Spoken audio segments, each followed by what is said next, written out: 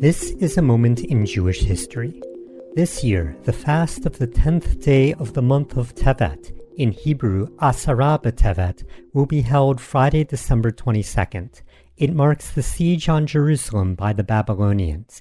In the Bible, in 2 Kings, it states, "On the 10th day of the 10th month, Nebuchadnezzar moved against Jerusalem." The prophet Zechariah in chapter 8 refers to the fast of the 10th month. The siege on Jerusalem is also mentioned by the prophet Ezekiel and in the Talmud. Jews have been fasting on this date as a sign of mourning ever since. In modern times, the date was used to reference the Holocaust and the struggle for freedom for Soviet Jewry.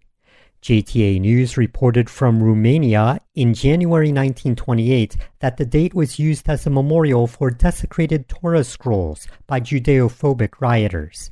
Quote, "The day coinciding with the Jewish religious fast Asara B'Tevet was observed in all the synagogues throughout the country in connection with the internment exercises held in Klausenburg, Kishinev, and other towns for the portions of the Holy Scrolls desecrated by the Romanian students during the recent anti-Jewish riots.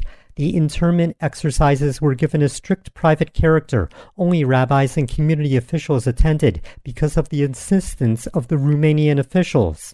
The presence of large crowds at these exercises might lead to conflicts with the students, it was stated. In Klausenburg, the Romanian students threatened the new chief of police that if the internment exercises assumed the character of a Jewish manifestation, new disturbances would occur. The chief of police warns the students that all disorders would be ruthlessly suppressed. After the Holocaust, the date became a day for reciting Kaddish for loved ones whose date of passing was unknown.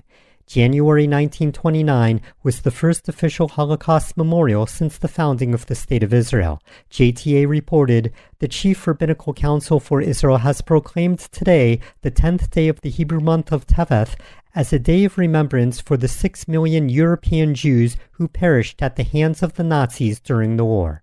A special memorial light will be kindled tonight and tomorrow in every Jewish home and synagogue. The Kaddish prayer will be recited in public. A special memorial service will take place in the Great Synagogue here, in which participants will fast and recite traditional memorial prayers. Special religious services will also be held in Israeli army camps. Similar services will also be held in the United States and in various European countries. Dr. Robert Gordis, president of the Synagogue Council of America, said today that the observance of the Universal Day of Mourning for Jewish Martyrs will be established as an annual memorial day on which Jews the world over will commemorate the murder of the millions of their brethren in this last decade." A year later, the JTA reported that memorial services were held on the fast of the 10th day of Tevet. The principal service took place on historic Mount Zion, where Chief Rabbi Isaac Halevi Herzog and representatives of immigrant groups in Israel assembled hundreds of objects which had been fashioned from the scrolls of the law by the Nazis. Rabbi Herzog and other participants in the rites covered themselves with ashes taken from a furnace, symbolizing the destruction of the 6 million Jews who died as martyrs for Kiddush Hashem. Chanting the hymns composed in the ghettos of Europe, the participants, led by Rabbi Herzog, entered the Cellar of Anguish, a cave on the mountainside, where they lit a specially constructed 31-branch menorah, symbolizing the 31 Nazi concentration camps in which Jews were put to death. I have been to this Cellar of Anguish and seen the 31-branched menorah, and you can visit it today as well, although today it is referred to as the Chamber of the Holocaust. Located on Mount Zion, this was Israel's first Holocaust memorial and museum before Yad Vashem was built. Once I was there, and I met a child with a black kippah and long payas. In the courtyard, the walls are covered with what looks to be tombstones engraved with names. The child asked me what they were, and I explained to him they were the names of towns and shtetls in Europe that were destroyed by the Nazis.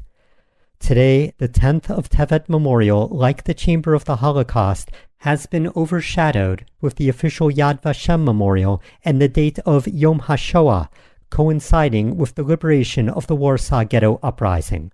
An article from April 1951 states, a law fixing the 27th day of Nisan as an annual memorial day for the Jews who fell victim to the Nazis was passed today by the Israeli parliament. Members of the parliament were moved to tears when the aged Rabbi Mordechai Nurock, who himself was rescued from Nazi hands, rose to eulogize the 6 million Jews who perished in the Nazi extermination camps and ghettos.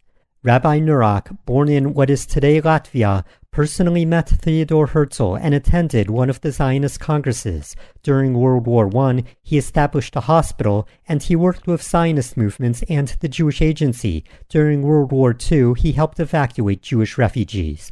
Rabbi Nurock was exiled to Siberia and imprisoned for 14 months.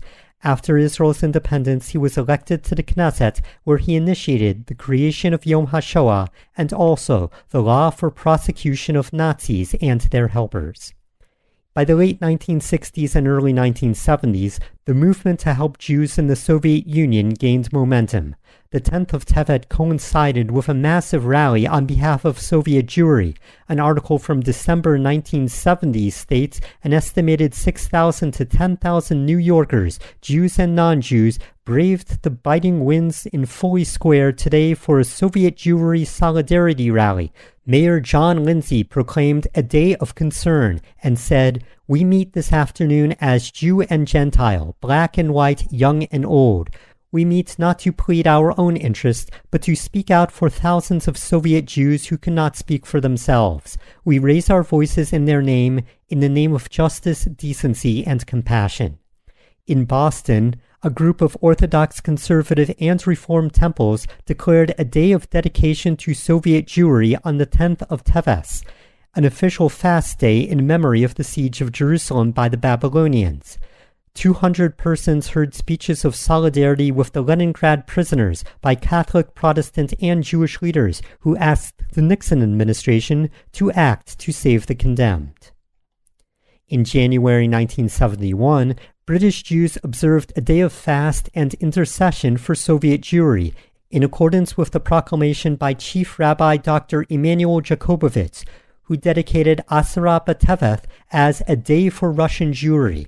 2,500 Jewish women marched silently to the Soviet embassy, where a delegation presented a petition. Today, the Soviet Union is no more. The Jewish people have new concerns, and the commemoration of the fast of the 10th of Tevet continues. A special memorial will be held at Yad Vashem with the participation of Rabbi Israel Meir Lau, former chief rabbi and a Holocaust survivor.